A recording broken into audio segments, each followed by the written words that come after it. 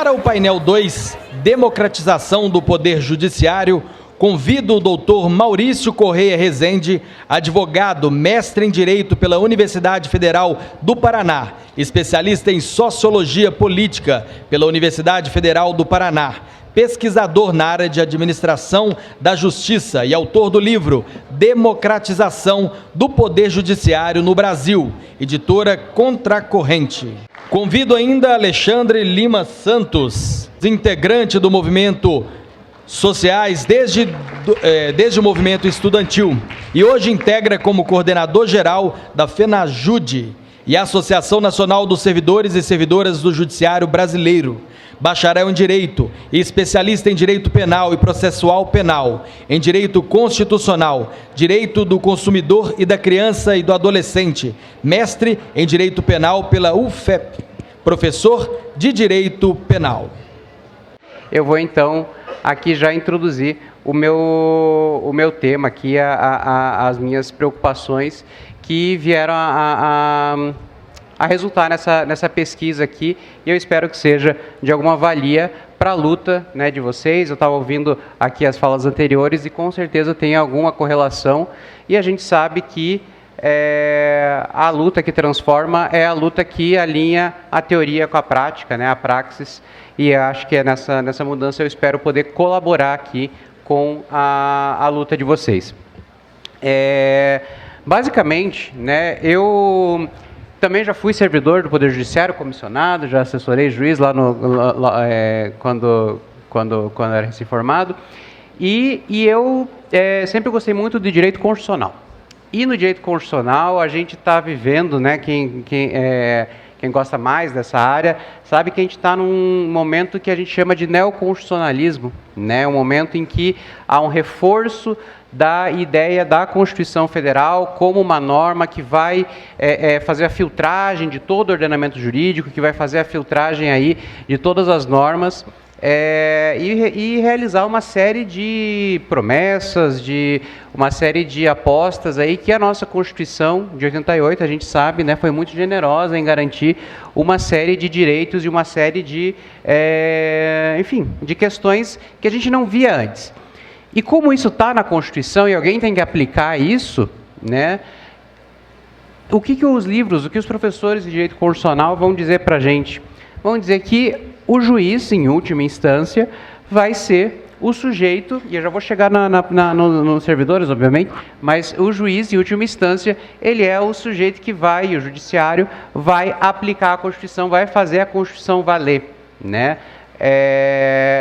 Isso é muito, muito comum, né? Até esses dias aí a gente viu que teve uma reação muito grande do Congresso, porque foram alguns temas sensíveis aí relativos à própria Constituição, foram colocados em pauta em relação à descriminalização do aborto, em relação à legalização da maconha, aí, pelo menos.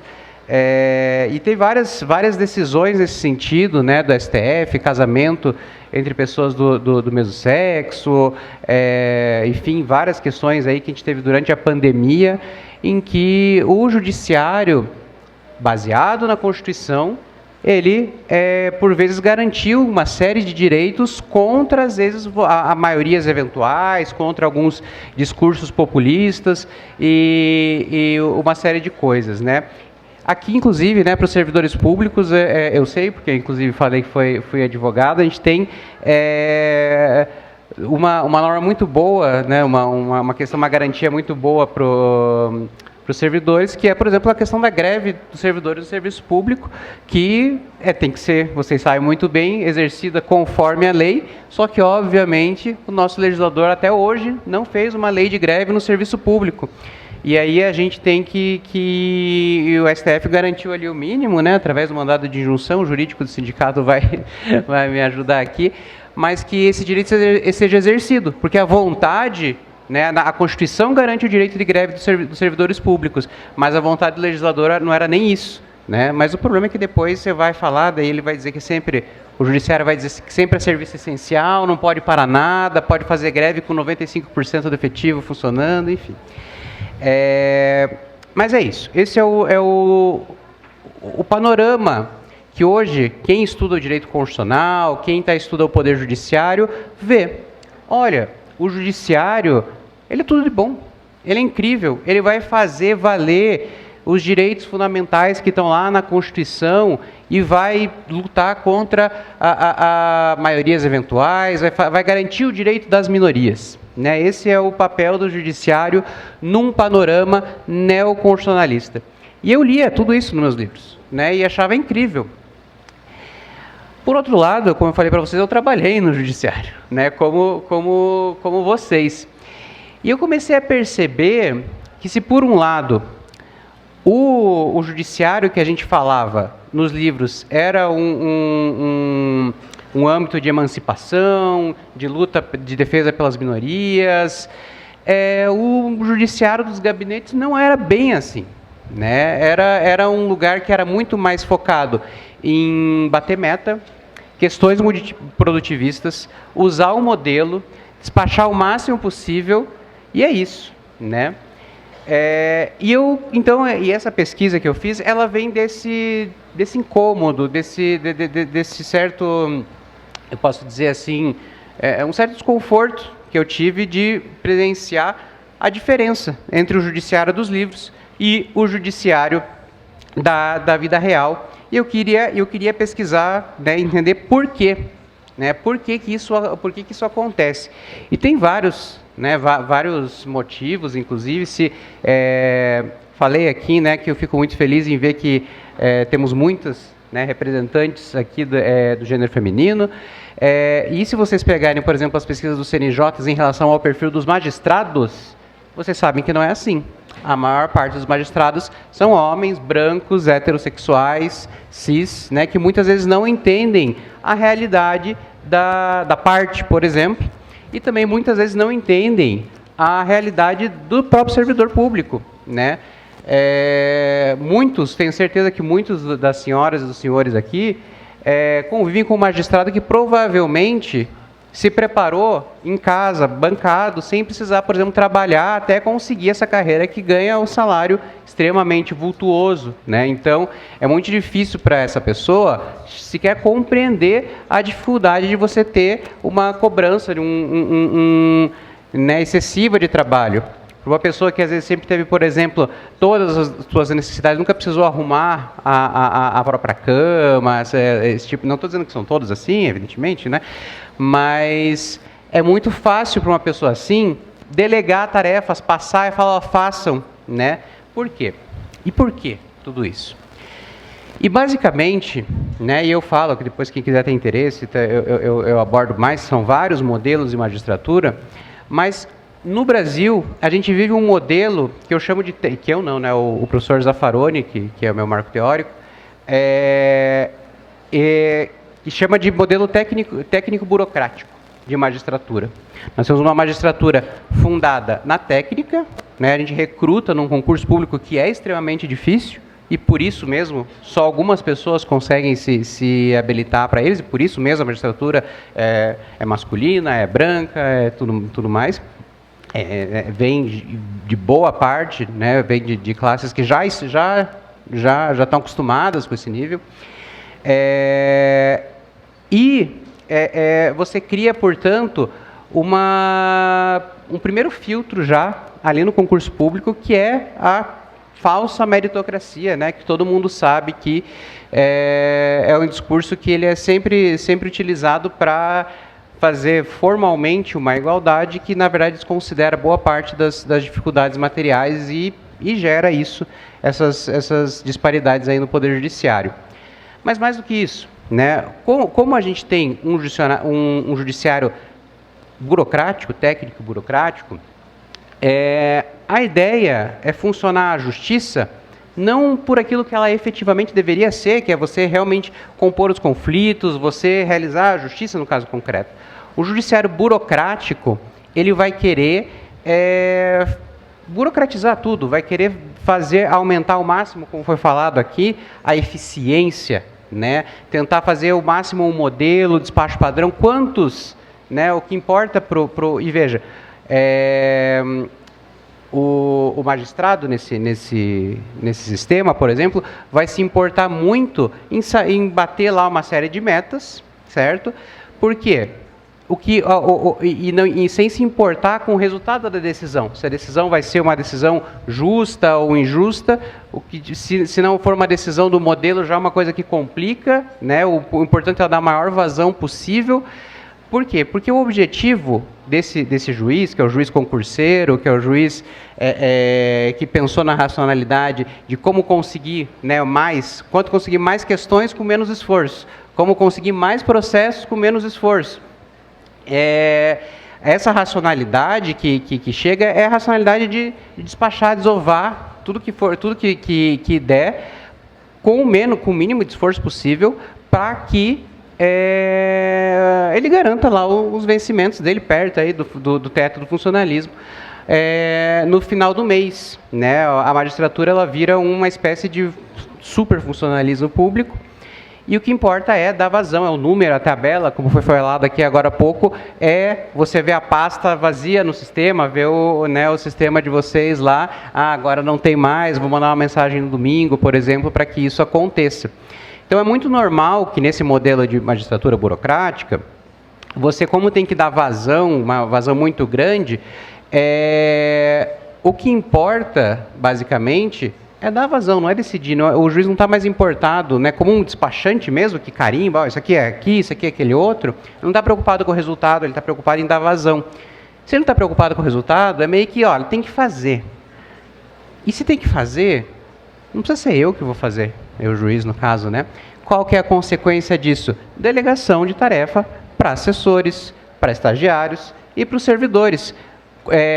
Porque o papel do juiz ele se vê como um grande gestor que tem que dar vazão àqueles processos para estar bem visto ali nas metas de produtividade, para conseguir suas promoções, para conseguir ir embora daquela comarca que muitas vezes ele odeia, né? Ele quer voltar para a capital o quanto antes. Então ele vai tentar fazer o máximo, buscar o máximo de produtividade e faz isso como? Em cima dos servidores. E aí que surgem todas as questões que eu também estava ouvindo aqui falar na fala passada, de um assédio moral gigantesco para que sejam batidas essas metas. Por quê? Porque é a promoção dele que está na linha, né? Então você começa a ter uma perseguição mesmo, um assédio moral, a famosa... Não é incrível? Que eu acredito que todo mundo aqui já ouviu uma palavra que não está no dicionário, mas vocês com certeza já ouviram. A juizite. Vocês já conheceram algum juiz com juizite? Algum? Juizite aguda crônica, sim. O juiz que, porque passou nesse concurso super difícil, se acha um ser humano melhor, né? Porque é isso que o sistema diz para ele. Ele fala assim, aqui só passam os melhores, as pessoas que estão acima, né? E ele se vê como parte de uma elite, né, e completamente dissociado dos demais da sociedade, completamente dissociado das partes que chegam lá. Isso a gente, inclusive, tem exemplos a todo momento, né? Sempre chega. Eu lembro agora de um da pandemia, vocês devem ter visto um desembargador lá que começou a falar em francês quando foi autuado porque não estava usando máscara, em São Paulo, não aqui em Minas. Mas, assim, com certeza deve ser muito... Vocês devem ter casos aí, até de comentar em grupo do WhatsApp, de, meu Deus, olha só o que o juiz fez aqui, olha como foi grosso, olha como foi... Porque, claro, não é sempre assim, existem pessoas boas em todos os lugares, né? Não tenho nada contra a magistratura, nem contra os juízes, mas é que a gente tem um sistema que favorece isso. Um sistema que favorece essa lógica de burocracia, que favorece, portanto, uma lógica de hierarquia. Né? Quem aqui é o juiz dessa vara e, portanto, os servidores vão ficar à mercê aí dos desígnios, das juizites, dos desmandos aí dessa pessoa. Para além disso, né, para além dessas questões, a hierarquia também vai ficar muito clara e muito bem demonstrada na própria estrutura do tribunal. A estrutura burocrática, de qualquer burocracia, é uma estrutura que é escalonada em vários níveis. E qual que é o problema disso também? Eu não sei, de fato, não conheço a realidade aqui dos servidores do Tribunal de Justiça de Minas Gerais, mas, por exemplo, eu sei que lá no meu estado, no Paraná, é muito claro uma disparidade gigantesca que existe entre o primeiro e o segundo grau, nas condições de trabalho mesmo, até nas condições dos prédios. Espero muito que não seja essa a situação aqui, que haja paridade salarial. Não, é próximo? Então é uma vitória, com certeza, da luta dos... Não, bem próximo do Paraná. Bem próximo do Paraná, pensei que era próximo ao 1º e 2º grau. Porque existem estados que, por conta das pressões e tudo mais, você consegue até ter... Mas lá no meu estado são até carreiras diferentes. Se você faz concurso para o 1º grau, você não pode nem trabalhar no 2º grau. E assim, o prédio de 2º grau é uma maravilha, é um negócio assim de mármore bonito, cafezinho. E 1º grau é aquela repartição pública, né, o hospital do SUS, assim, que a gente conhece bem. O café menor preço da licitação, né? E quando tem café, né? E isso tem tudo a ver também com essa estrutura burocrática, né? A burocracia, ela coloca a hierarquia como um sinônimo de eficiência, de você conseguir ter centros de decisão e centros de aplicação que estão embaixo. As cabeças pensantes estão em cima e as mãos aí que executam estão abaixo.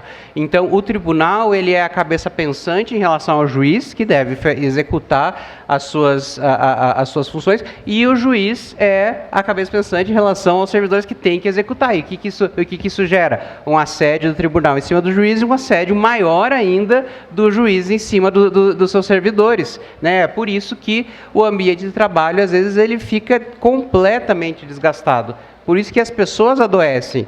E as pessoas, eu digo, todas as pessoas mesmo, inclusive. Tenho certeza também, eu não preciso fazer nenhuma pesquisa, todos vocês disseram que adoecem, né, que muitas vezes já adoeceram aqui pelo nível de cobrança e tal, mas provavelmente esse juiz e juizite que vive viajando para o exterior, também, às vezes, toma remédio, porque essa estrutura, ela é nefasta para todo mundo, certo? Só quem está no topo da pirâmide, ou quem pensa em ir para o topo da pirâmide, virar desembargador um dia, etc., pensa assim, não, tudo bem, uma hora vai acabar esse meu inferno, né?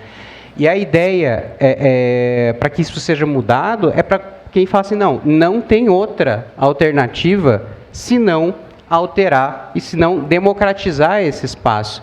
A gente tem que começar a ver o Poder Judiciário não como um lugar feito por seres, né, divinais aí, que tem todo o poder, todo o conhecimento, que, aliás, outra coisa que eu pontuo aqui para vocês, que também imagino que vocês podem ter alguma repercussão prática. Mas pensem, às vezes, como esse juiz que está aí na vara, etc., e que ele passa todo o trabalho para os assessores, para os servidores, né, manda tudo, vai lá, faça todos os processos, volte com o negócio quase pronto para eu saber qual que é o modelo que eu tenho que aplicar. Ele sabe que, no fundo, ele não decide, porque ele passou o trabalho, ele terceirizou o trabalho, não é ele que está decidindo o processo. Ele perdeu aquilo que teoricamente faz dele juiz, que é a jurisdição, que é a autoridade dele. Então, o que ele vai fazer? Ele vai querer compensar a autoridade. Um juiz que perdeu a autoridade em relação ao processo é o que vai ter a juizite. É o juiz que vai querer ser, então, ainda mais autoritário e querer precarizar a questão dos servidores, enfim, do ambiente de trabalho no geral. Estou aqui me encaminhando para só mais um último ponto, né? Também nessa estrutura burocrática, ela vai preferir, sempre como foi colocado, o cargo em comissão, em vez do servidor estatutário, porque o servidor estatutário, ele tem a sindicalização, por exemplo, né? Ele tem a estabilidade, e o servidor comissionado, ele é o servidor que tem muita função gratificada, vai ficar sempre mais propenso a obedecer algumas ordens que são infundadas do magistrado.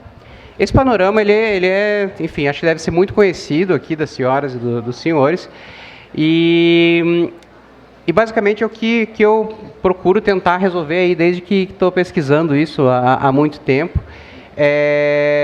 e buscar entender como funciona o problema. O problema é o jeito de tentar buscar uma solução, né? A gente tem que pensar um judiciário que seja menos burocratizado, menos focado nessas estruturas aí de poder e carreirismo e hierarquia, e pensado aí de uma maneira que seja um judiciário mais horizontal, sobretudo mais horizontal, né? Que o juiz não precise dessa autoridade divinal, de ser uma pessoa diferente para conseguir exercer a jurisdição e assim conseguir, por exemplo, fazer um ambiente de trabalho melhor para os servidores,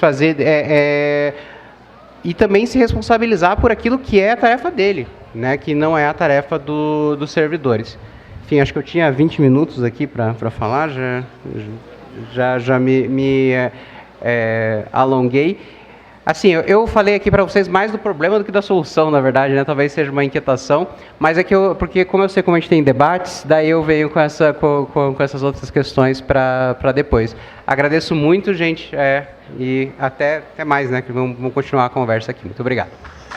Gente, antes de começar a falar sobre democratização do Poder Judiciário, foi feita uma apresentação minha aí, mas eu queria trazer um outro elemento da minha apresentação pessoal, que eu entendo como muito importante, porque me habilita a tratar do assunto que está sendo trazido à mesa para que a gente debata, tá?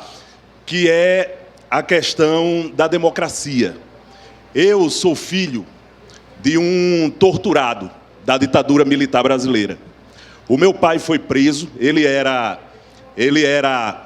da Marinha brasileira, na época do golpe militar de 64, e ele estava naquela fatídica reunião do Cabo Anselmo, lá no Rio de Janeiro, que culminou na prisão de dezenas de companheiros militares da Marinha, que foram presos, torturados, e alguns até perderam a vida. Então, eu trago esse atravessamento na minha vida da ditadura militar brasileira, que vilipendiou a nossa democracia. E isso me faz ficar muito feliz de chegar num ambiente desse e tratar sobre democracia. Antes eu não fazia esse tipo de apresentação por respeito à minha mãe. A minha mãe, ela preferiu, diante desse estado de coisas, o direito ao esquecimento. Então ela pediu a cada um dos filhos dela que ajudassem ela a esquecer esse período. E durante muito tempo eu atendi esse pedido dela, até o momento em que nós elegemos aqui no Brasil um inimigo da democracia. E nesse momento eu quebrei o meu compromisso com a minha mãe e me apresento desde então, em todos os lugares, como um filho de um torturado da ditadura militar, porque é importante a gente lembrar disso, para que isso não mais aconteça no nosso país. E aí, eu queria dizer para vocês que a ditadura militar, ela trouxe graves violações aos direitos humanos aqui no Brasil. Gravíssimas violações aos direitos humanos. Mas isso não passou ao longe da institucionalidade. As instituições brasileiras deram guarida a essa ruptura democrática aqui no Brasil. O Congresso Nacional, por exemplo, confeccionou a legalidade autoritária, tentando apagar um regime autoritário, pintando ele de um regime de direito, quando na realidade não era.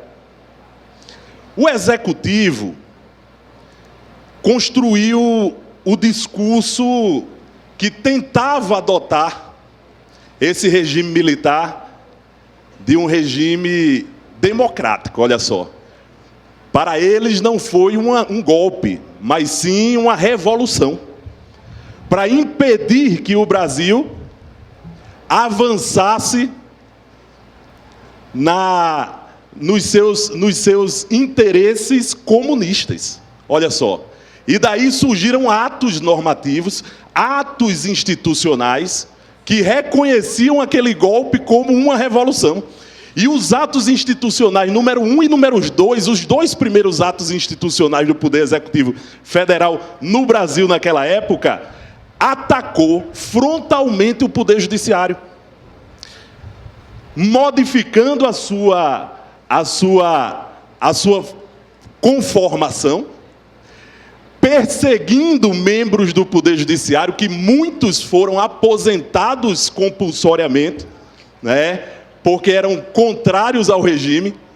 Ministros do Supremo Tribunal Federal foram cassados. A Suprema Corte caiu de 21 ministros para 11. Tudo isso foi no período da ditadura militar, gente. E quando a gente pega os memoriais do Poder Judiciário, quase nenhum deles faz referência a esse período autoritário. Sabe por quê, pessoal? Porque o Poder Judiciário fez parte desse projeto autoritário no Brasil, no momento em que, na prática, julgava todos esses atos institucionais, todas essas legislações, né, monstrengas, que queriam dar uma forma de Estado de Direito, e o Poder Judiciário ia lá e chancelava com as suas decisões. Então, o Poder Judiciário brasileiro está longe de ser uma instituição democrática, pessoal. E é preciso que a gente tenha clareza disso. O nobre professor Maurício falou aqui da questão das mulheres. E aí eu queria dizer para vocês que, para a gente observar a democracia, é preciso que a gente veja algumas coisas importantes. Tem um teórico da democracia, chamado Robert Dahl, que ele tem uma obra muito interessante, chamada Poliarquia. Lá ele afirma, numa tese científica que ele defende, que, na verdade, democracia não existe. Democracia é um ideal que a gente busca. E que, para se analisar se um Estado é democrático ou não, a gente precisa analisar vários aspectos, mas principalmente duas coisas. Democracia, para ele, pressupõe o quê? Pressupõe participação e pressupõe escolha de representantes. Aí eu pergunto a vocês, no Poder Judiciário, nós temos o direito de participar da administração do Poder Judiciário? Nós escolhemos os administradores dos tribunais? Não. Então não tem democracia no Poder Judiciário. Quando eu entrei no Poder Judiciário, que eu passei no concurso do Tribunal de Justiça do Rio Grande do Norte, eu olhava para um lado e para o outro e ficava procurando os meus irmãos de cor, os negros e as negras, e não via quase nenhum. A população brasileira é formada hoje por 56% de negros e pardos. Autodeclaração no IBGE, porque aqui a gente utiliza o sistema da autodeclaração. Veja que são muito mais do que esses 56%, porque tem aqueles que são, mas se declaram brancos, por exemplo. Então, esses 56% de negros que existem na sociedade brasileira, por que não estão trabalhando no Poder Judiciário? Por que não estão nos cargos de magistrados? Porque não existe democracia no Poder Judiciário. E aí eu queria dizer para vocês, gente, que duas coisas são importantes. E, sim, as mulheres, a questão das mulheres que eu estava falando aqui há pouco tempo. As mulheres são maioria na sociedade brasileira. Mas quando a gente vai ver, por exemplo, os números que o CNJ nos apresenta sobre o Poder Judiciário, inclusive, gente, olha, eu indico para vocês a leitura do Justiça em Números, viu? Já tem a nova edição de 2023. É muito interessante aquele calhamaço de informações para que a gente possa entender como funciona o Poder Judiciário inserido na sociedade brasileira. O que é que diz o Justiça em Números? Diz, por exemplo, que o Poder Judiciário brasileiro é machista, como muito bem falou o professor Maurício. Ele é machista, e além de machista, é branco. Olha só, no Poder Judiciário em geral, nós temos 38% de mulheres e 62% de homens. No primeiro grau, na Justiça de primeiro grau, 40% de mulheres e 60% de homens. No Tribunal de Justiça de Minas Gerais, números do CNJ, 36% de mulheres e 64% de homens. E aí, pessoal, quando a gente vai para a justiça estadual, os números são 38% de mulheres e 62% de homens. O judiciário é machista. O judiciário, ele é racista. E aí eu queria dizer para vocês que o CNJ, eu tenho muitas críticas ao CNJ, tá? Já que a gente está tratando aqui de democratização do judiciário, é preciso que a gente lance o nosso olhar crítico sobre o CNJ. O CNJ, por exemplo, na sua composição, a gente olha a composição do CNJ e chega a uma conclusão de que ali existe um sindicatão de magistrados. Na verdade, uma grande federação nacional de magistrados, que eles não podem fazer federação, aí fizeram lá no CNJ. Da composição do CNJ, que são 15 membros, pessoal, nós só temos 4 que são da sociedade. Tá? 2 da OAB, são indicações do Conselho Federal da OAB, e 2 cidadãos que são indicados pela Câmara dos Deputados. O resto é tudo magistrado.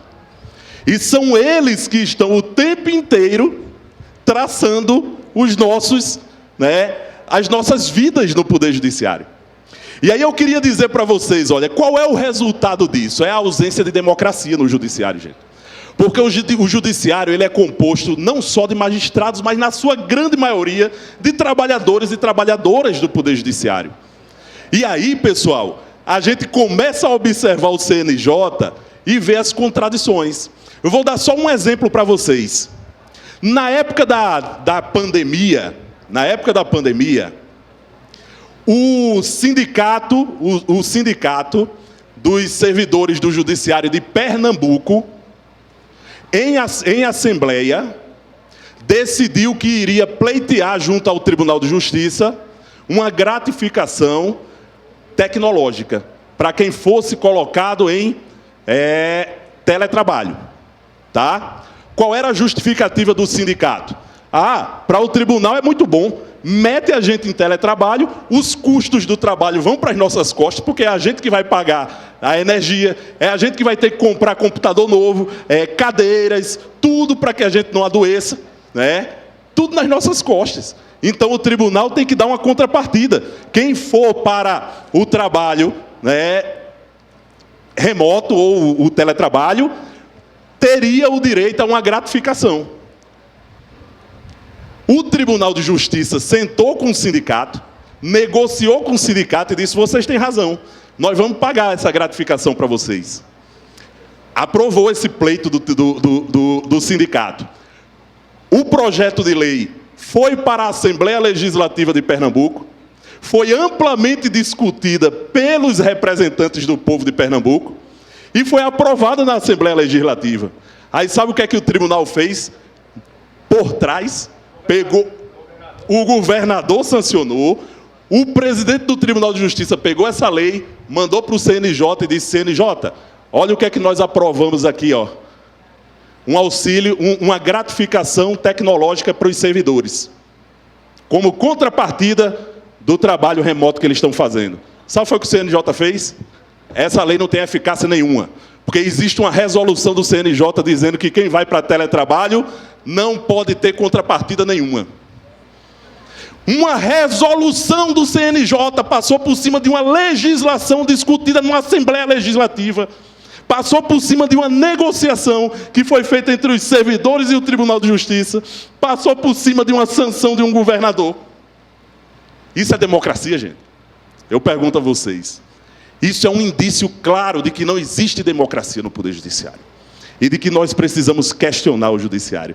Então, se a gente quer realmente democracia no Judiciário, a gente precisa tratar com seriedade as coisas. A gente precisa, por exemplo, abrir assentos no CNJ para os servidores. Não é para qualquer cidadão também, não. É para os servidores, porque eles fazem parte do Poder Judiciário. Abre para o cidadão, deixa essas 2 vagas lá, mas pega essa ruma de vaga que tem aí para magistrado e vamos equacionar. Vamos colocar servidor lá. Porque se tivesse servidor lá, gente, dificilmente o CNJ faria isso. Esse absurdo, como fez lá com a legislação que foi aprovada no Tribunal de Justiça de Pernambuco.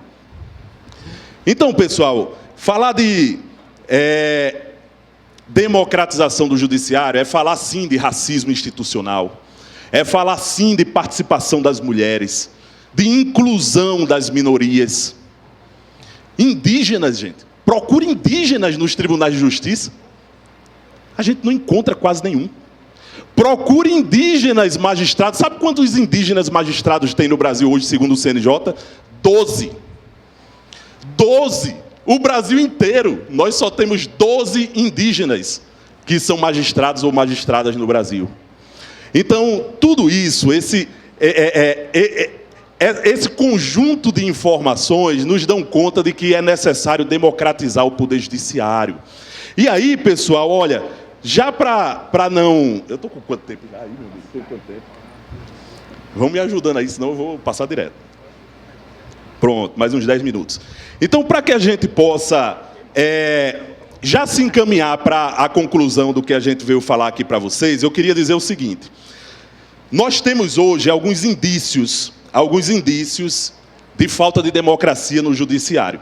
E aí, essas andanças nossas pela federação, eu queria dizer para vocês que, enquanto coordenador geral, um dos coordenadores gerais da federação hoje, da nossa FENAJUDE, dizer para vocês que a FENAJUDE hoje representa quase 170 mil servidores no Brasil inteiro, não é isso, Eduardo, se eu não me engano?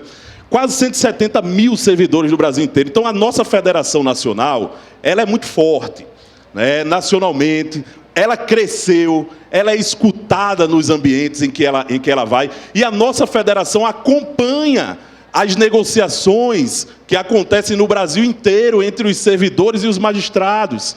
Tá? As negociações coletivas, as nossas negociações, né, por melhorias salariais, por condições de trabalho, por saúde do trabalhador, nós acompanhamos no Brasil inteiro. Então, isso nos dá uma visão da coisa, né, muito interessante para que a gente possa debater a democracia no judiciário.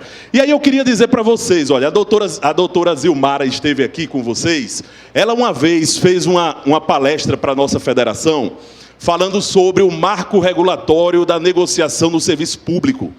É uma iniciativa da CSPB, a Confederação Brasileira dos Servidores Públicos. Tá?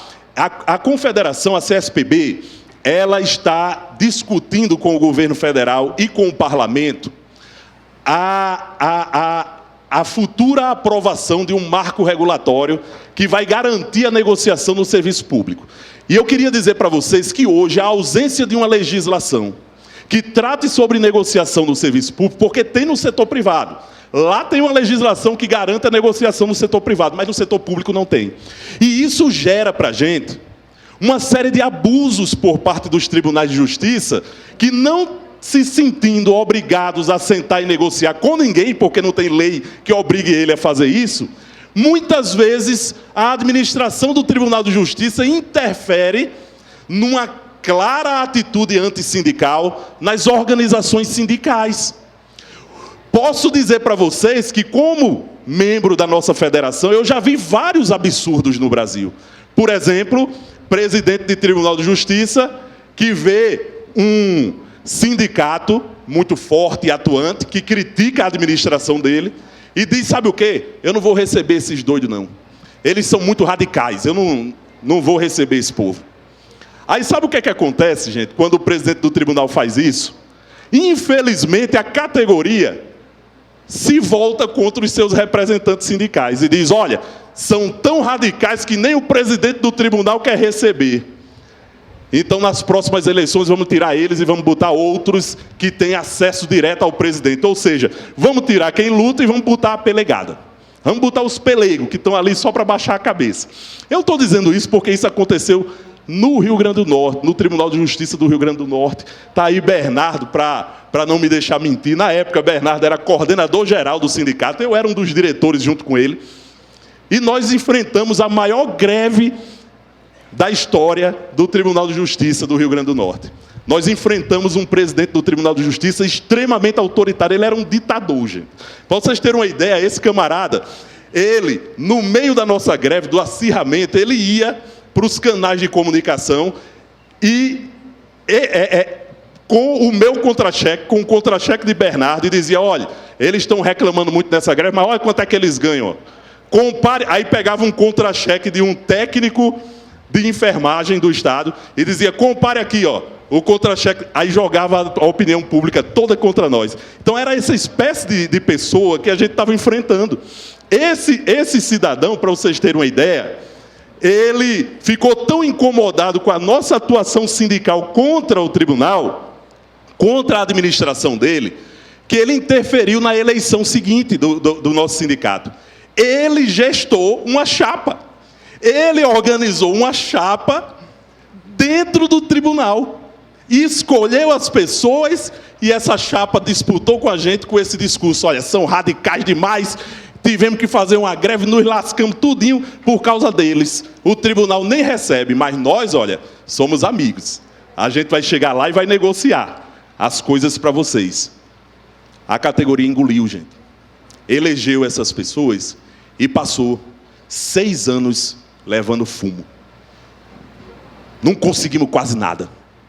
Chegou um momento que o presidente do sindicato chegava para a gente e dizia, o presidente do tribunal, numa assembleia, viu? Para discutir negociação,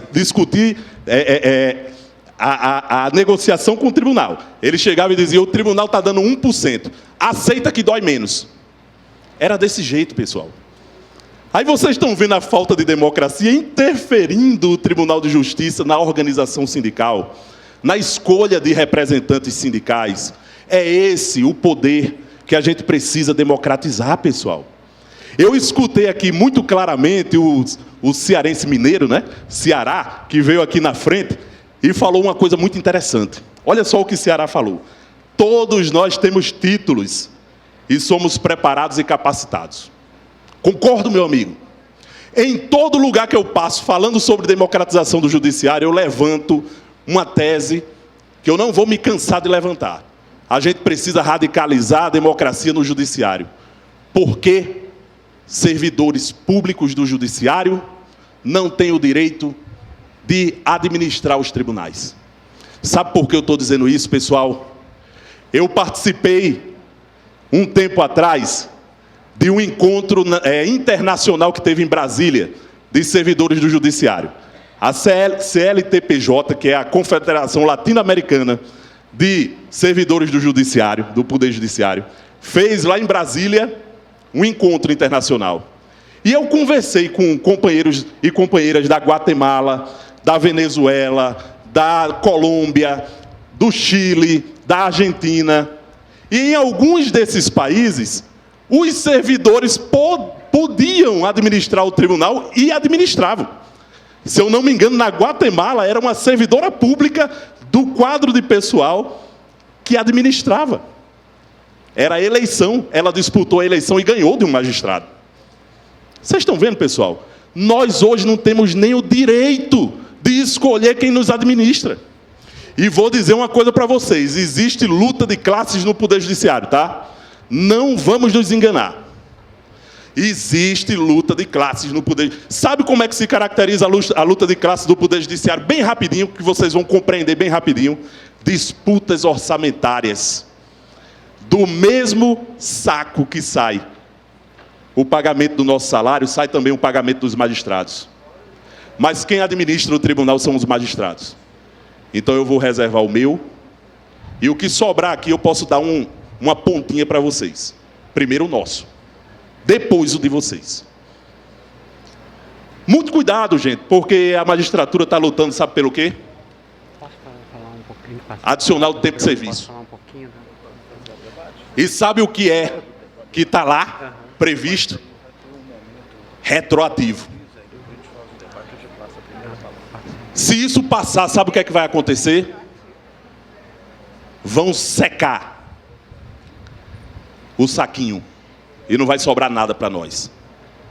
Então nós precisamos não só escolher quem vai administrar o Tribunal de Justiça votando, mesmo que o nosso voto enquanto servidores tenha um peso menor, e isso é até admissível, porque nós somos numericamente muito maior.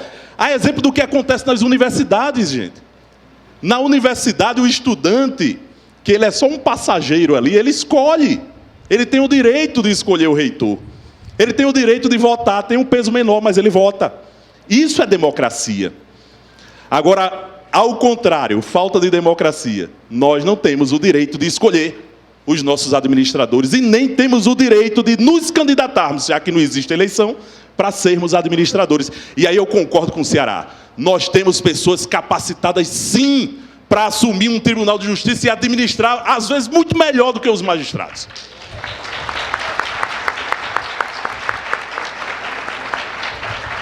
Então, pessoal, indícios de autoritarismo no Poder Judiciário. Não receber representantes sindicais para negociar. Abusos na negociação, como aconteceu no Tribunal de Justiça de Pernambuco. Perseguições a dirigentes sindicais, pessoal. Nós temos muitas perseguições a dirigentes sindicais e aqui em Minas Gerais vocês presenciaram isso. Uma campanha publicitária que criticava os magistrados. Eu ainda me lembro disso. Eu me lembro que tinha um tubarãozinho que ficava nadando. E eu me lembro que houve uma perseguição ferrenha aos dirigentes sindicais. E eu me lembro que teve até servidor que foi perseguido. Por quê? Porque replicou a campanha. Isso é democracia, pessoal? Isso não é democracia. No Tribunal de Justiça do Tocantins, sabe o que foi que aconteceu? O presidente do sindicato do Tocantins teve o seu telefone celular apreendido pelo presidente do Tribunal de Justiça, porque estava incomodando a administração do tribunal. Estão vendo o autoritarismo? A que ponto chega? O tribunal proibiu o sindicato de colocar faixas em locais públicos. Olha o autoritarismo. Lá no Tribunal de Justiça do Rio Grande do Norte, sabe o que foi que nós, dirigentes sindicais, ganhamos depois de enfrentar o presidente do Tribunal de Justiça em 60 dias de greve? Um processo criminal nas costas. Eu me lembro que Bernardo quase chorava, ligava para mim quase chorando, negão, processo aqui. Eu e ele respondendo processo criminal, porque exercemos a nossa atividade de sindicalista. Esse processo foi arquivado, viu? Porque a juíza que julgou o processo, inclusive deu uma decisão magistral, dizendo, inclusive, que o presidente do tribunal estava praticando antissindicalismo.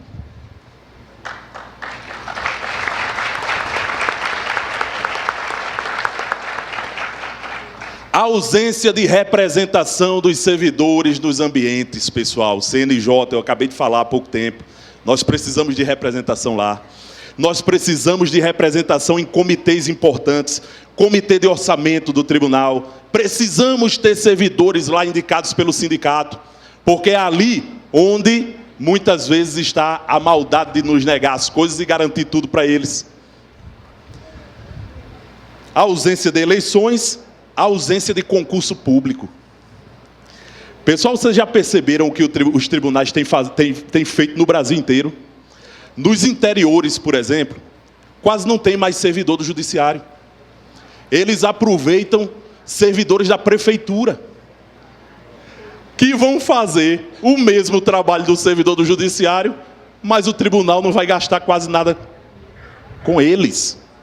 E assim não fazem concurso público, nos prejudicando e nos adoecendo cada vez mais, diga-se de passagem. Porque os quadros vão diminuindo, não vão sendo repostos, e nós é que aumentamos a nossa carga de trabalho, adoecendo cada vez mais. Isso é falta de democracia no judiciário. Quem tem compromisso com a democracia tem compromisso com o concurso público. Abriu a vaga, tem que fazer concurso. Porque isso também é respeito à população que necessita do serviço público de qualidade.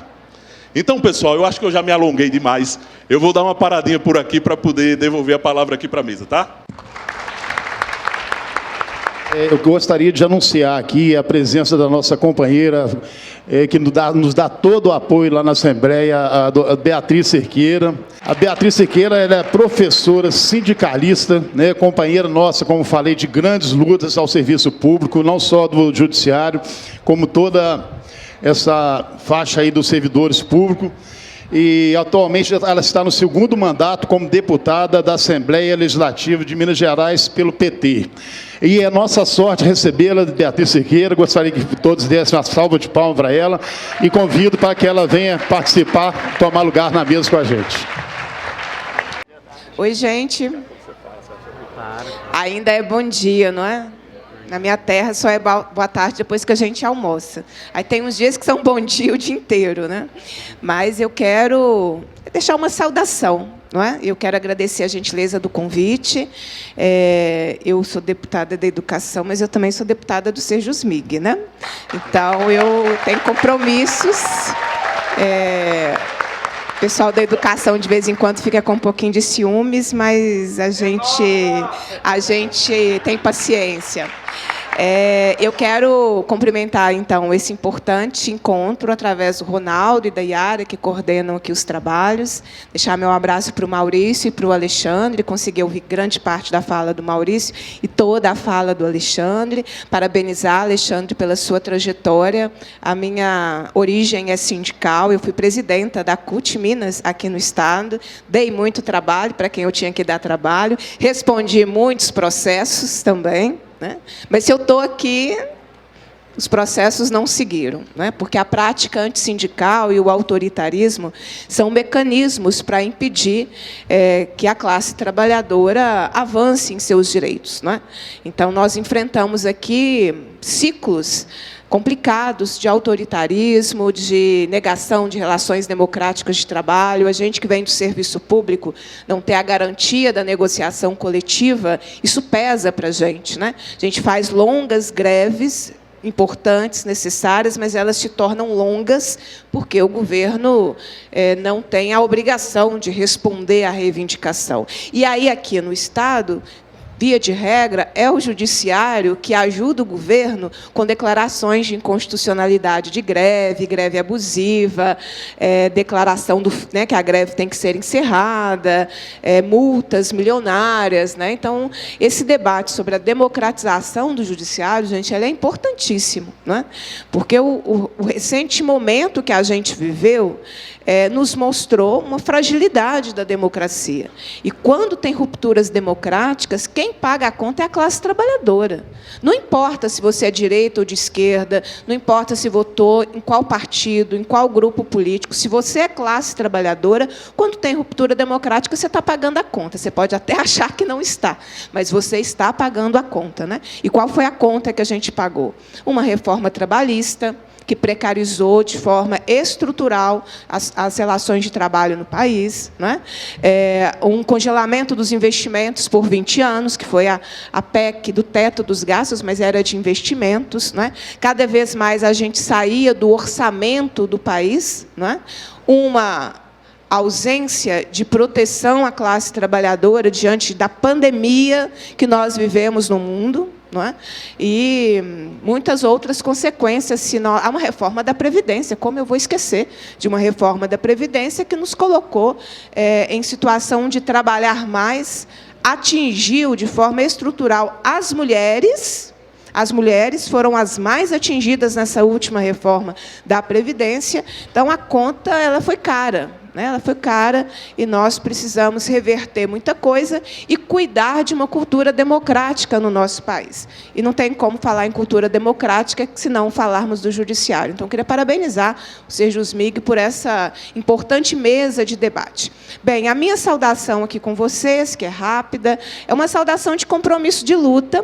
Sei que vocês fizeram a mesa anterior, que foi um debate da luta sindical. Acredito que vocês terão uma mesa sobre conjuntura, não é? Então, eu quero deixar aqui os meus palpites em tudo isso, porque nós estamos enfrentando, nesse ano, nessa retinha final de ano, talvez o momento mais importante do movimento sindical mineiro. Você tem momentos que as lutas que você faz, elas vão definir o próximo período, nesse caso, os próximos anos. Nós chegamos nesse momento. Nós conseguimos, por 5 anos, impedir que o governo Zema aderisse ao regime de recuperação fiscal. Fizemos lutas de diferentes frentes, de diferentes formas, e fomos vitoriosos até agora, não é? Até o momento, não teve aprovação da Assembleia Legislativa para que o governo Zema fizesse adesão ao regime de recuperação fiscal. Novo novo governo, né, o segundo mandato do governo Zema, ele tem as suas prioridades. E a prioridade do governo Zema para este final de ano, de 2023, é aprovar a adesão de Minas Gerais ao regime de recuperação fiscal. Porque, mesmo com as decisões judiciais que ele obteve, ele tem prazo, porque o judiciário deu a ele prazo para fazer a tramitação e a votação no Poder Legislativo Estadual. O prazo do governo vence no dia 20 de dezembro. Tem prazo. Né? E, portanto, o governo está focando toda a sua força política e econômica para convencer a Assembleia Legislativa a votar e aprovar o regime de recuperação fiscal. Então, é o projeto, é o 1209, né? 1202. É o 1202 que já está no seu terceiro substitutivo, que não tinha, até essa semana, por 5 anos, o governo não apresentou o plano de recuperação fiscal.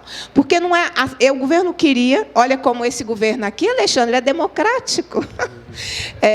Ele queria que a Assembleia votasse adesão a um plano sem saber qual era o plano. Sem que os deputados e deputadas soubessem, sem que os servidores soubessem, sem que a população mineira, em geral, soubesse.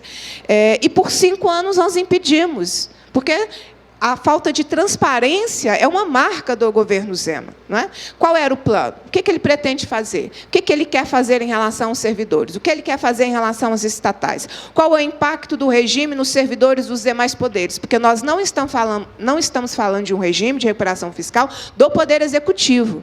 Nós estamos falando de um regime de recuperação fiscal do Estado de Minas Gerais. Então, vai afetar todos os poderes e todos os servidores e políticas de todos os poderes, não apenas do Poder Executivo. Então, qual é o plano? Né? E o governo escondeu o plano. E, essa semana, ele encaminhou, são quase ou mais de 50 anexos do plano que foi encaminhado à Secretaria do Tesouro Nacional, para que, então, nós tivéssemos acesso às informações. O plano ainda está em análise interna e técnica na Assembleia, mas nós já temos questões importantes, que eu nem preciso ler os anexos. A dívida não vai diminuir, os servidores pagarão a conta principal e acredito que vale uma avaliação, quando vocês tiverem acesso aos documentos do plano, se não vai ter um esforço do governo para preservar o topo da pirâmide e deixar a base da pirâmide pagar a conta nos demais poderes. Vocês entendem o que eu quero dizer, não entendem? Se está sendo articulado um grande acordão, deixando os servidores dos poderes pagarem a conta. Nós precisamos ficar atentos a isso. Porque, se todos os poderes serão afetados, quem será afetado de cada poder? Em que circunstâncias cada poder será afetado? Vai ser a base da pirâmide que vai pagar essa conta, ou vai ser todo mundo, porque não vai se entender ali uma pirâmide? Eu tenho receio de que se esteja vendo todos os poderes como uma pirâmide, em que o topo não vai pagar a conta desse regime de recuperação fiscal. É uma manobra para facilitar as condições para a aprovação do regime de recuperação fiscal. Então, eu deixaria, desculpa, vocês me receberam tão bem, né, eu deixando só coisas ruins, mas eu deixaria esse primeiro alerta aqui para o diálogo, o debate e a mobilização. O segundo alerta, eu tive a oportunidade de fazer um diálogo com várias entidades sindicais essa semana, é que, diferente desses últimos 5 anos, praticamente, 4 anos e meio, nós teremos o projeto de lei do regime de recuperação fiscal tramitando na Assembleia. Mudou um pouco a dinâmica e o cenário na Assembleia. Né? O governo Zema não começou 2019 com maioria. O governo Zema começou 2023 com 56 dos 77 deputados. Então, ele tem uma maioria de plenário e de comissões para conseguir pautar o projeto de lei de adesão ao regime de recuperação fiscal, que passará por 3 comissões. As 3 comissões que o governo, na composição das comissões, tem maioria. Então, a partir da semana que vem, vai começar a batalha das batalhas, não é? Ou, como eu costumo dizer, para quem já assistiu ou leu os livros, os jogos vorazes, não é? Porque é sobre isso mesmo, é a batalha das nossas vidas. Porque, com o regime de recuperação fiscal, não tem luta por melhorias na carreira, por ampliar nomeações de concurso público, por reajustes salariais, por benefícios e direitos não existentes, mas que a gente entende que são justos e que nós batalharemos. Não terá.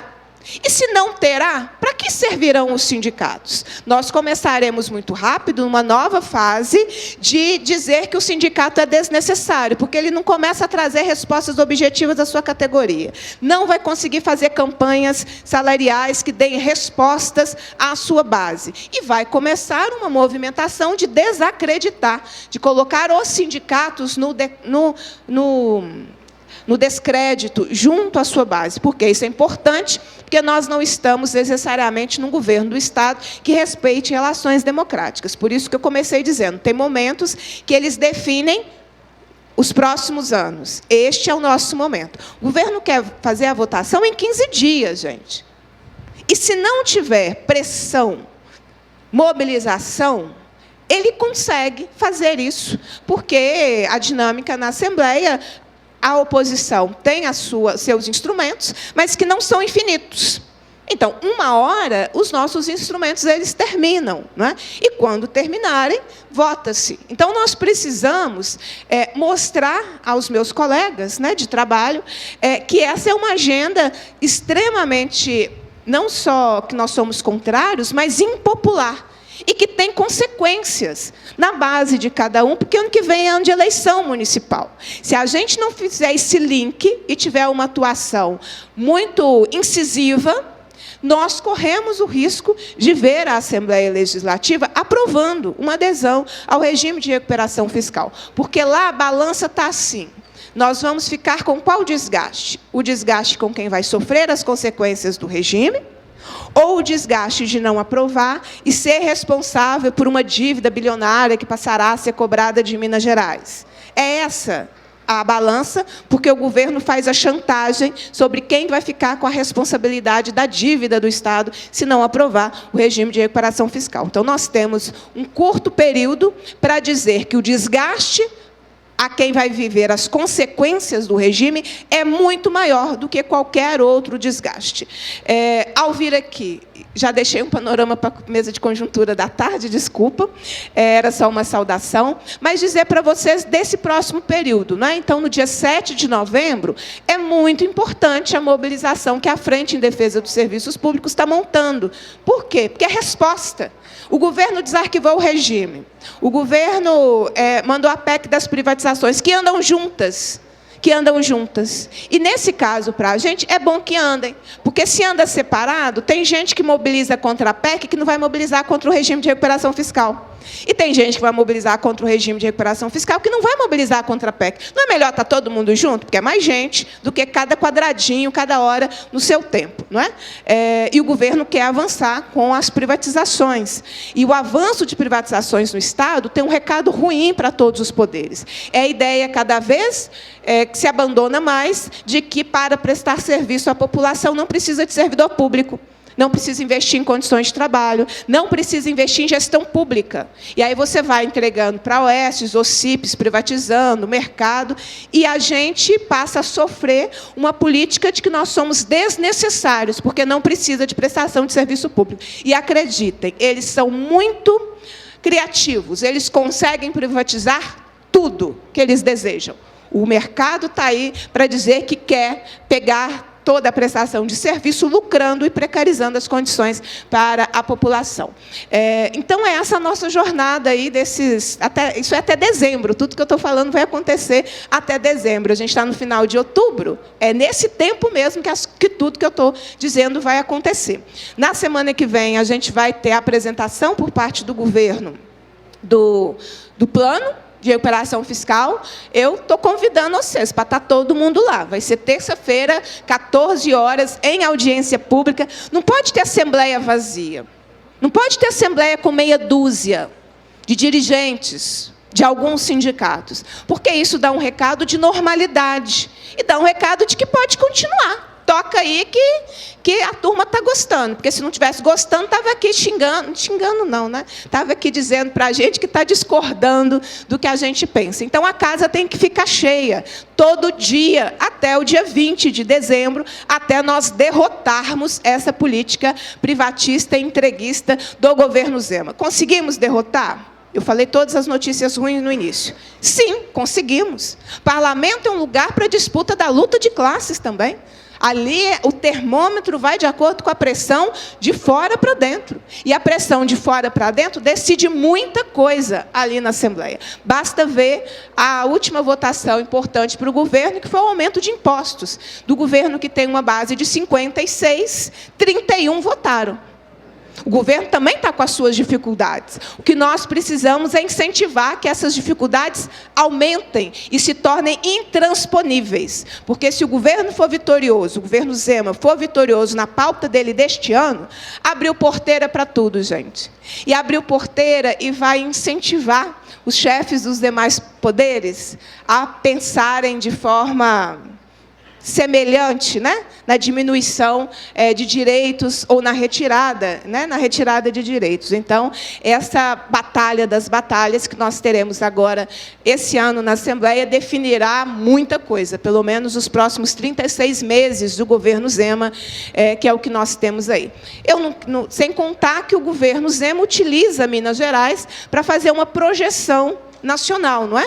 Está ele e o governador de São Paulo numa corrida para ver quem se posiciona melhor para a disputa eleitoral de 2026. Nós estamos sendo usados para isso, para quem vai atender melhor o mercado, quem vai pegar o espólio da extrema-direita para 2026. Então, eu quero lembrar isso para dizer que esse grupo político não medirá esforços para alcançar os seus objetivos, porque não está em jogo só Minas Gerais, está em jogo se posicionar nacionalmente na política nacional, né? E isso é importante que a gente saiba para a gente ver a dimensão do que nós vamos enfrentar. Mas a gente consegue derrotar o governo Zema no regime de recuperação fiscal? A gente consegue. Com unidade, com força, com disposição de luta e com nós que estamos na Assembleia Legislativa, que somos 20 parlamentares do bloco de oposição. Então, vir aqui também a trazer esse compromisso do Bloco Democracia e Luta em lutar com todas as nossas forças. Eu gosto de ser didática, Maurício, porque eu falo que eu luto como uma professora. E tenho fôlego de obstrução de uma professora, alfabetizadora, que é o que eu sou. Então, a minha força é quase infinita, né? É isso que eu quero dizer. Porque a gente luta com toda a nossa energia, com os nossos corpos, com a nossa vida, em defesa da classe trabalhadora. Esse é o meu compromisso com vocês. Um forte abraço, parabéns por esse importante encontro. Viva o Sejusmig, viva todos vocês que fazem um trabalho fantástico e contem com a nossa disposição de luta lá na Assembleia Legislativa. Obrigada.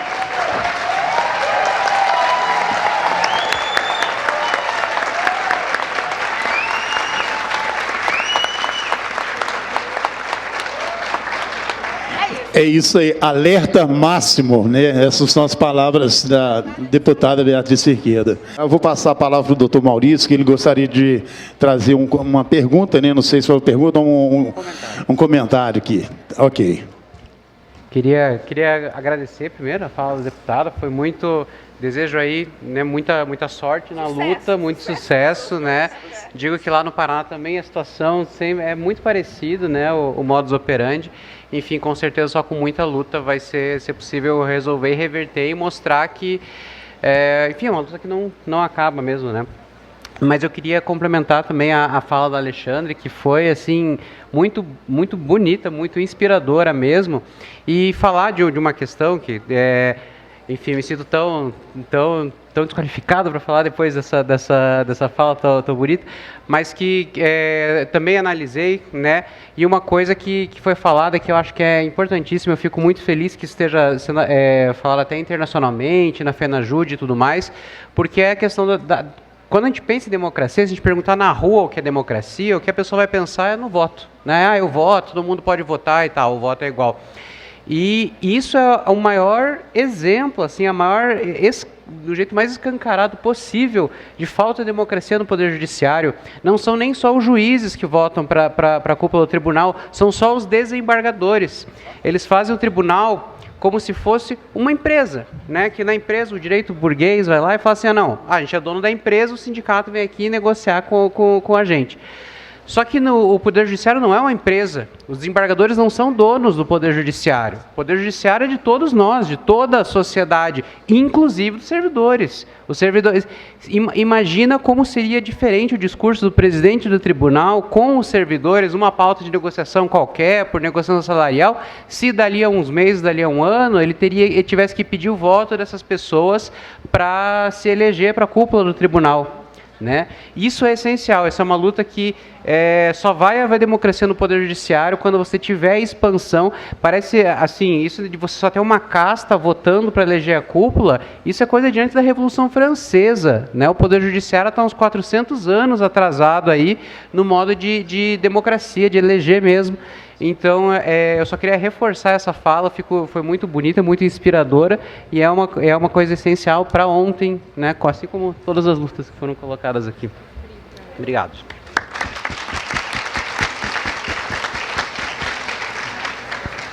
Eu gostaria de chamar aqui o Rogério de Formiga. Boa tarde a todos os companheiros aí. Boa tarde à mesa, minha deputada Beatriz Cerqueira, a quem eu deixo um abraço a toda a diretoria. Eu vou trazer dois pensamentos, dois filósofos, para falar o que eu pretendo. Platão dizia que é direito de qualquer um não gostar de política, mas seremos governados por quem gosta. E como eles gostam de nos politizar.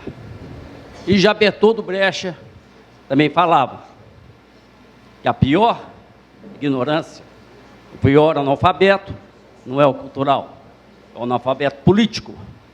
E que, lamentavelmente, nós, servidores públicos, nós, serventuários de justiça, temos que colocar a carapuça. Falo isso porque estamos já na contagem regressiva para as eleições municipais do ano que vem. Nós temos a bancada da bala, temos a bancada do agronegócio, temos a bancada da evangélica e outras mais. E não temos a bancada dos servidores públicos. Nós temos que começar, como se fala, da semente para termos plantas, árvores frondosas. Se conseguirmos eleger 30 vereadores no pleito do ano que vem, 30 vereadores serventuários ou servidores, imagine, deputada, chegarmos no Congresso, na Câmara, no Senado, na Assembleia Legislativa, ou mesmo no Tribunal de Justiça, esses 30 vereadores serventuários. Será muito forte. Mas nós temos que ter coragem de tomar um não do eleitor, temos que ter coragem de encarar, e principalmente nós, das comarcas do interior, temos que nos unir para lançar esse nome. Vocês, oficiais de justiça, que aqui tem a maioria, vocês têm um poder de barganha, de repercussão desse nome enorme. Vocês têm um contato com toda a população do município e dá para lançarmos estes nomes. Eu vou sair pela minha 5ª vez, espero que o ano que vem eu candidate, que eu seja eleito na minha comarca de Formiga, sempre muito bem votado, graças a Deus, mas nunca levei os 4 anos. Então, vamos tentar fazer isso, é fundamental para vocês. Eu já estou encerrando a minha vida, já tenho 40 anos de serviço público, já estou aposentando, mas para vocês que estão começando nas comarcas, e quando eu falo, não falo somente aos que estão aqui, mas é para todos os que estão nos vendo, precisamos eleger a bancada do serventuário da justiça, precisamos eleger a bancada do servidor público. Já em 2026, teremos novamente o nosso amigo Wagner, que estará presente daqui a pouco, já entrou em contato comigo, se lançando, o ano que vem, a vereador e a deputada estadual. Se nós lançarmos uma dobradinha, Wagner, deputado estadual, um colega nosso, da primeira instância, deputado federal, e se cada comarca se comprometer a trazer 100 votos na comarca, não no municípios, são 30 mil votos que o deputado estadual e o deputado federal nosso vai ter. É de fundamental importância para isso, gente. Companheiro, conclua, por gentileza. Então, só para concluindo, vamos conscientizar, vamos nos lançar, entendeu, Ronaldo? Vamos tentar, tomara que a gente consiga isso, que a gente está cada vez mais fragilizado. É só isso, muito obrigado, desculpa a parte, tá? A todos vocês da mesa, obrigado aí. Agora, eu gostaria de chamar a Marta, que é de Lavras, e logo em seguida a Roberta, de Araxá. E depois nós vamos concluir as inscrições e dar a palavra ao doutor Alexandre. Boa tarde a todos. Eu peço minhas desculpas porque eu tenho uma dificuldade de falar em público. Mas a questão é muito importante para a nossa classe. Eu gostaria de tocar num assunto delicadíssimo no judiciário hoje. Os terceirizados. Eu sei que as secretarias estão abarrotadas de serviço, as metas são altíssimas, e o que temos hoje são os estagiários e os cedidos de prefeituras. Mas, com isso, nós estamos enfraquecendo muito a nossa classe. Se hoje nós precisarmos de fazer uma greve, o judiciário fica 1 ano sem nem piscar, sentindo a nossa falta. Porque os escrivães são nomeados pelos juízes. Eles não vão fazer greve. Um escrivão, um juiz, com assessor, e os estagiários e os terceirizados, eles seguram o que estão fazendo hoje por 1 ano. E a gente não vai fazer falta nenhuma. Só que alguns pensam diferente, porque nós temos um bolo orçamentário. E alguns pensam assim, se fizer mais concurso, não vai sobrar dinheiro para pagar os nossos direitos. Por outro lado, a gente fica sem força política. Porque daqui a uns dias vai ter só jurássicos. Então, a gente precisa ter uma posição uníssona. Nós todos, no mesmo caminho, tomar decisão sobre isso. Eu gostaria até que a direção do Sérgio Smig depois propusesse uma questão para a gente ver para que lado que a gente vai em relação a isso. Que a gente pense bastante, reflita sobre essa questão e nos posicionemos de uma forma melhor para a nossa classe. Muito obrigada pela atenção. Bom dia. Minha pergunta vai para a deputada Beatriz Cerqueira, com relação ao regime de recuperação fiscal.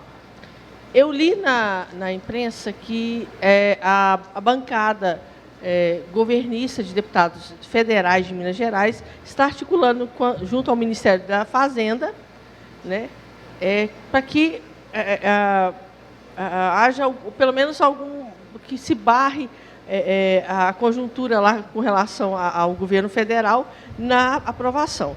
Então, a Assembleia está votando autorização ao governo para aderir ou não esse pacote de reforma. Desforma, não é reforma. Mas, enfim, a minha pergunta é o seguinte.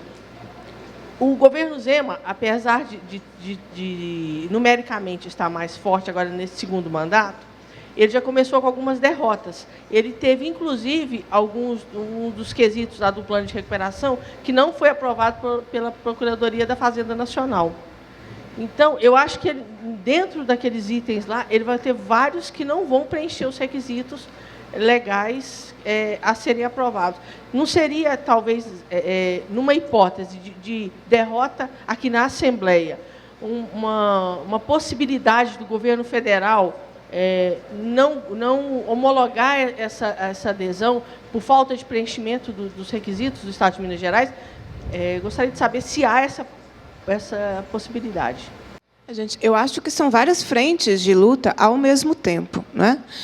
O governo encaminha o plano de recuperação fiscal para a Secretaria do Tesouro Nacional. São procedimentos técnicos que aí a Secretaria vai analisando e vai concordando ou dando devolutivas. Um requisito é aprovar na Assembleia. O governo precisa da aprovação na Assembleia para dar continuidade ao regime, à adesão. Então, por isso, inclusive, ele está focando.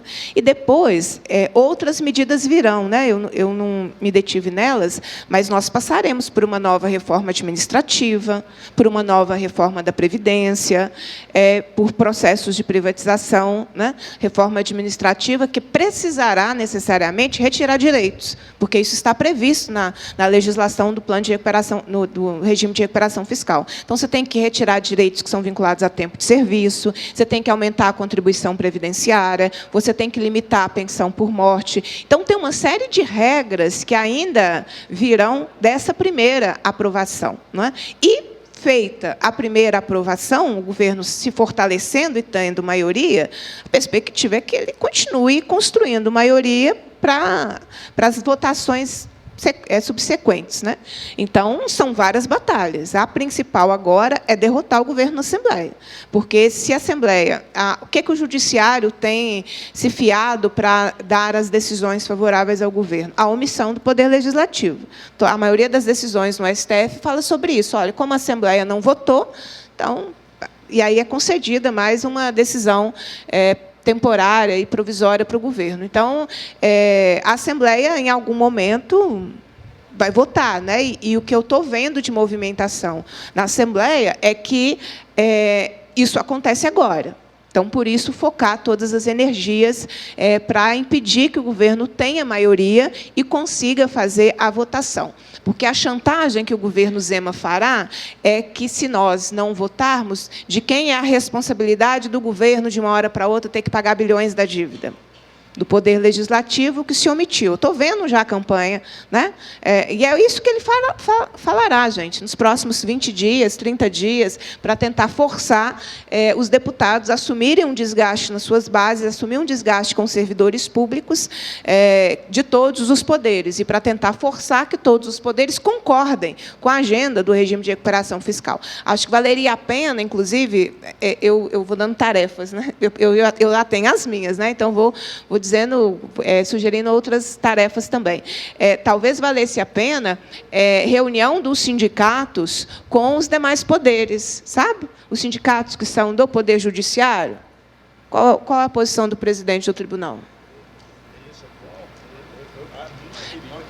Sim, mas ele já explicitou? Alguém já perguntou? Entendem? Mas a gente tem que fazer movimentação. Porque, se a gente fica só na reação, a gente tem que fazer movimentação. Eu já sugeriria, não é o meu lugar, mas, olha, a bancada, né, que defende a segurança pública, que faz as movimentações, que assina documentos, como é que essa bancada vai se posicionar? Porque nós fomos derrotados na luta contra a reforma da Previdência, porque parte dessa bancada votou pela reforma da Previdência. Foram 3 votos. 3 votinhos. Por 3 votos, nós teríamos derrotado a PEC da reforma da Previdência, né? Mas é uma coisa que eu não posso fazer, mas vocês também não, né? É uma coisa que é dos sindicatos da segurança pública com os deputados que fazem a luta e disputam o voto, disputam a pauta da segurança pública. Então, são várias táticas ao mesmo tempo, né? Então, é isso. Não tem um resultado exato agora, gente. O jogo está sendo jogado. O que nós precisamos é entrar em campo com muita força, com muita disposição, para derrotar o time inimigo, né? E é o que é a minha perspectiva para o final desse ano. Eu já agradeço, né? Eu já agradeço, porque é a minha única pergunta, deixando à disposição nosso bloco, Democracia e Luta, nosso mandato, e dizendo dessa agenda prioritária que nós teremos daqui até o final do ano, que é a prioridade nossa derrotar esse projeto. Quando o sindicato tiver acesso aos documentos, né, que forem encaminhados, ao conteúdo que foi encaminhado à Assembleia, vocês terão condições de produzir a interpretação do regime para a categoria de vocês. E aí vai ficando cada vez mais explícito o que está se propondo e consequências do regime de recuperação fiscal. Um abraço para vocês e bom encontro. Muito obrigado, deputada Beatriz Cerqueira. Agora, vamos passar a palavra para o Alexandre responder uma pergunta e, logo depois, a gente já vai dar o aviso final para encerrar esse painel. Pessoal, eu estou aqui com uma pergunta que, na verdade, é uma sugestão de Flávio Paiva Mendonça, da comarca de Belo Horizonte. Ele diz o seguinte: gostaria de perguntar, sugerir, sobre a viabilidade da luta pela alteração constitucional para que a competência para julgamento das ações que discutam as relações de trabalho entre os tribunais de justiça, TJs e outros, e seus trabalhadores, seja da Justiça do Trabalho e não do próprio TJ, a fim de assegurar a garantia dos princípios constitucionais como a imparcialidade e a independência. E agradece. Na verdade, eu é que agradeço a intervenção do colega, porque ele nos faz lembrar de um assunto, né, Eduardo, que já está sendo discutido pela nossa federação, tá, Flávio? Nós tivemos um encontro jurídico da federação né, o nosso encontro de advogados da federação, lá no Rio de Janeiro. Ainda este ano, não foi, Eduardo? Foi o ano passado, se eu não me engano. E lá nós tiramos uma resolução de provocar o Congresso Nacional, mais precisamente a Câmara dos Deputados, para ver se a gente consegue pautar, né, lá uma PEC nesse sentido, tá? É importantíssima essa intervenção do colega. Por quê? Porque se a gente judicializa uma questão trabalhista nossa hoje, quem vai julgar é exatamente quem está negando as coisas para a gente. Então, isso é um contrassenso, isso é antidemocrático e isso, né, na verdade, só reforça, né, a ideia que a gente está discutindo aqui da ausência de democracia, né? Na verdade, parece até uma manipulação para manter as coisas da forma como estão, né? E a gente precisa avançar nisso, viu? Eu queria dizer ao amigo que fez essa intervenção que nós vamos cuidar disso, tá? Dessa pauta lá na federação, vamos correr atrás disso, tá, meu amigo? Eu queria só para encerrar, pessoal, agradecer também as intervenções dos outros, viu? Por exemplo, o Rogério, que fala de eleger representantes. Rogério, muito importante isso, Rogério. A gente precisa perder, pessoal, esse complexo de vira-lata, de que a gente não pode eleger os nossos representantes. E a gente precisa mudar uma cultura que nós, trabalhadores e trabalhadoras do judiciário, temos, viu? De ter aversão aos nossos como representantes políticos.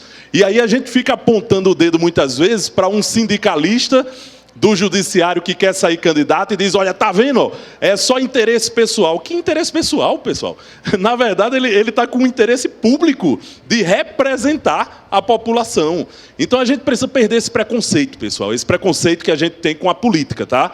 É tanto que a gente tem aqui a nossa companheira, que é da educação, vem aqui dialogar com a gente, prestar seu apoio às nossas questões, mostrando para a gente que a gente precisa se movimentar também. A gente precisa de representatividade também, tá? E aí eu queria dizer, dialogando com um colega, que não é eleger qualquer um não, viu, gente? É eleger quem tem compromisso com a classe trabalhadora, tá? Porque nós já elegemos, inclusive para o Parlamento Federal, para a Câmara dos Deputados, oficial de justiça que estava lá votando contra os trabalhadores, apoiando a PEC 32, por exemplo. Então, esse tipo de servidor, a gente não quer representando a gente. A gente precisa saber escolher, né? Escolher nossos representantes, mas saber escolher.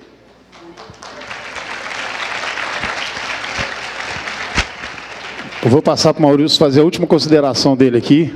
E daqui a pouquinho já vamos encerrar e ir para a hora esperada, que é o almoço. Também estou com fome, gente. Não, só o Alexandre falou que parece que é uma manipulação, e na Constituinte, a Justiça do Trabalho foi pensada para julgar todas as relações trabalhistas. Os servidores públicos são trabalhadores, são classe trabalhadora que vende sua mão de obra, e, portanto, é isso que foi feito da Justiça comum julgar, e ainda mais a Justiça julgar os seus próprios servidores, a greve dos seus próprios servidores, é sim um jeito de você não garantir direitos, e eu desejo muita sorte aí na luta dos servidores. Gente, então, muito obrigado. Lembrando que, retorno aos trabalhos às 14 horas, vai ter sorteio. Quem não tiver presente, que não vai ganhar. Então, encerrados os trabalhos, um bom almoço para todos e vamos seguindo aí. Avante, Sérgio Smig. Vamos embora. Sérgio Smig, unir, lutar, vencer! Sérgio Smig, unir, lutar, vencer!